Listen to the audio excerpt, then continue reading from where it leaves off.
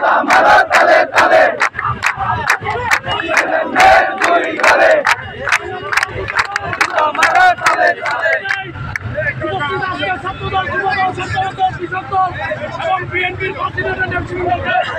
আন্তরিক ধন্যবাদ জানাই।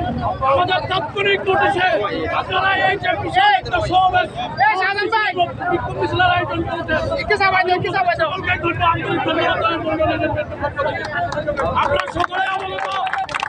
আজকে আমরা একটা আমাদের বরুডার ইউনিয়নের কৃতি সন্তান কর্ণফুলী উপজেলা বিএনপির সাবেক সফল সভাপতি জনাব এহসান খানের সত্যি আম্মাজানের মৃত্যু গতকালকে ঘটেছিল 4:30টায়।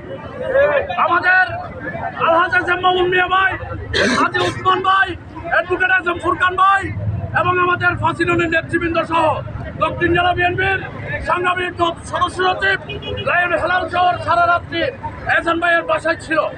আজকে সকাল পূর্ব নির্ধারিত 11:30 জানাজার টাইম নির্ধারণ ছিল। আমরা সবাই উপস্থিত হই, এলাকার আবহাওয়া জনসাধারণ সহ সকলের উপস্থিতিতে আপনারা নিজেরা বিভিন্ন ভিডিও ফুটেজে দেখেছেন।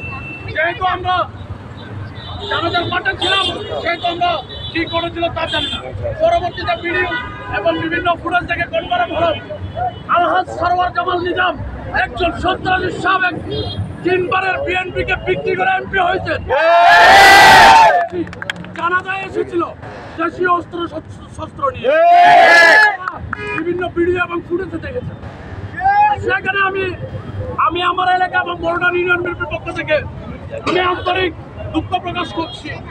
আমি পরবর্তীতে শুনেছি সেখানে একজন সাংবাদিক হামলার শিকার হয়েছিল। আমরা আসলে সাংবাদিক ভাইদের প্রতি আমরা যথেষ্ট আন্তরিক, কারণ সেটার প্রমাণ হচ্ছে আমরা যে গত রমজানে ইফতার মাহফিল করেছিলাম, সেখানে আমরা সাংবাদিক বৃন্দের জন্য আলাদা একটা জায়গা করে রেখেছিলাম।